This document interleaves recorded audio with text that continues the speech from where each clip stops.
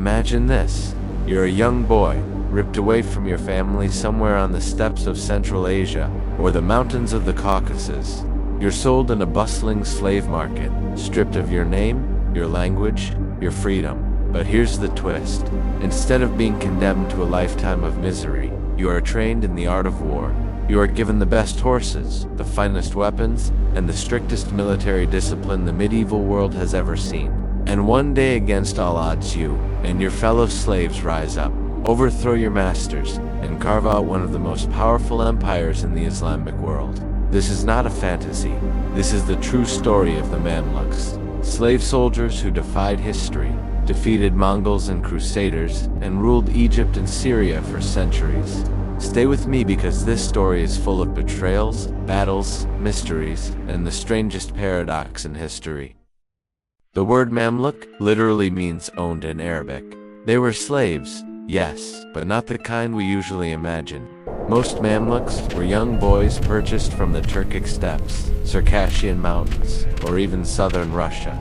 They were taken as children, often before puberty, and brought to Egypt or Syria. Once there, they were placed into an elite military training system. Imagine a boot camp so intense that it stripped away your old identity, but gave you a new one, sharper than steel. They learned archery, swordsmanship, horseback riding, strategy, loyalty, and even Islamic law. They were forbidden from marrying or owning property during their training. They were, in essence, military machines. But here's the twist. While they were slaves legally, in reality they were far more privileged than many free citizens. They became the elite guard of sultans and caliphs, entrusted with power, wealth, and weapons. By the 12th century, Egypt was ruled by the Ayyubid dynasty, founded by the legendary Safavids. The Ayyubid sultans relied heavily on Mamluk soldiers as their personal army. But there was a problem. The more Mamluks they trained, the stronger the Mamluks became, and the weaker the sultans looked in comparison. Think of it like a king hiring bodyguards, who are so good at their job that eventually they start asking themselves, why protect the throne when we could sit on it ourselves? And that's exactly what happened. In 1250, after the death of the Ayyubid Sultan, Al-Sultan the Ayyub, his widow Shajar al-Durr, one of the most fascinating women in Islamic history, briefly took power. But she couldn't hold Egypt alone.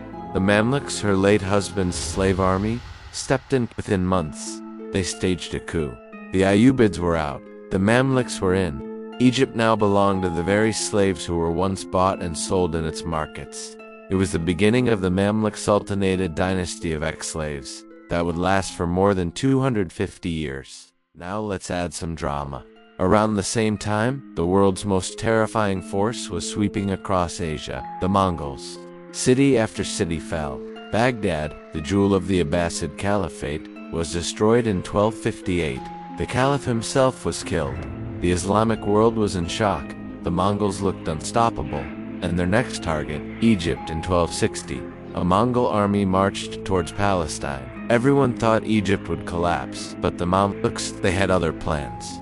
At the Battle of Ain Jalut, the Mamluk army, led by Sultan Qutuz and his brilliant general Baybars, faced the Mongols head-on. For the first time in history, the Mongols were defeated in open battle. This victory didn't just save Egypt, it saved the Islamic world. If the Mamluks had lost, there's a good chance Cairo and maybe even Mecca and Medina would have fallen to the Mongols. The Mamluks had proven themselves not just as rulers, but as the defenders of Islam itself. After Ain Jalut, one Mamluk rose above the rest. Baybars nicknamed the Panther. He was cunning, ruthless, and brilliant. Under his leadership, the Mamluks crushed the remaining Crusader states one by one. Cities like Antioch, Tripoli, and eventually Acre, the last Crusader stronghold, fell to the Mamluks. Think about that. The Crusades, which had raged for nearly 200 years, ended not with Saladin, not with Richard the Lionheart, but with Baybars and the Mamluks. Baybars also rebuilt Cairo, turning it into a dazzling capital of learning, trade, and architecture. Many of Cairo's iconic medieval mosques, still standing today, were built by Mamluk sultans. Here's where things get strange. The Mamluks were slaves who became rulers, but they never stopped the system of slavery. Every new generation of Mamluk rulers had to import fresh slaves, because children of Mamluks were not considered true Mamluks. To be a Mamluk, you had to be bought, trained, and indoctrinated as a slave, so the cycle repeated itself. Each generation of rulers came from outside Egypt, bought as children, turned into warriors, and then rising to power. It's a paradox unlike anything else in history. An empire built on slavery, ruled by former slaves, and sustained by the constant import of new slaves. Of course, power never comes without intrigue. Mamluk politics were brutal. Sultans were often assassinated by their own men. Palaces were filled with conspiracies, betrayals, and bloody coups. One sultan might rule for 20 years, another for only 20 days. In fact, the Mamluk Sultanate had over 50 sultans in just 250 years, a level of political chaos that makes modern politics look tame, and yet, somehow, the system worked. Despite the backstabbing and bloodshed, the Mamluks managed to hold Egypt together, defend it from invaders, and make it one of the wealthiest centers of the medieval world. But no empire lasts forever. By the 15th century, the Mamluks faced new threats. The rising power of the Ottoman Empire, shifts in global trade routes, and the devastating Black Death, which killed almost a third of Egypt's population.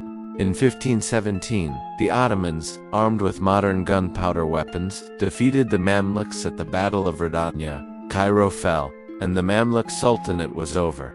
But even then, the Mamluks didn't disappear. The Ottomans allowed them to remain as local governors and elites. In fact, Mamluk families continued to hold influence in Egypt all the way into the 19th century, nearly 600 years after their rise. So what's the legacy of the Mamluks? They were the only slave dynasty in history to rule a major empire for centuries. They saved the Islamic world from Mongol conquest at Ain Jalut. They ended the Crusades once and for all. They left behind a city, Cairo, filled with breathtaking mosques, schools, and monuments. And they proved that history is full of paradoxes.